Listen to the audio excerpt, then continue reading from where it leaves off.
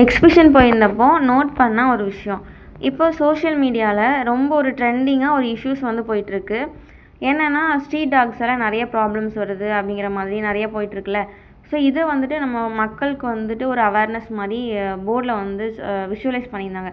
என்ன அப்படின்னா அந்த ஸ்ட்ரீட் டாக்ஸ்க்குமே நிறைய இன்ஜெக்ஷன், அதுக்கப்புறமா அது பாதுகாப்பு முகாம், அதை எப்படி அதெல்லாம் கேர் பண்ணுறாங்க அப்படிங்கிற மாதிரி நிறைய வந்துட்டு சொல்லியிருந்தாங்க. நிறைய நம்ம வந்து எதுவுமே கண்டுக்காத மாதிரி நம்ம ஃபீல் பண்ணோம்ல. ஸோ அப்படி இருக்குங்கிறத வந்துட்டு ஒரு இன்ஃபர்மேஷன் மாதிரி கொடுத்துருந்தாங்க. அதுக்கப்புறமா நம்மளோட பாரம்பரிய உணவு இருக்குல்ல, அதாவது நெல், திணை, சாமை, இந்த மாதிரி சோளம், இந்த மாதிரி இதெல்லாம் விஷுவலைஸ் பண்ணிவிட்டு அதோட பெனிஃபிட் என்ன அப்படிங்கிறத ஒரு சார்ட் மாதிரி சொல்லியிருந்தாங்க.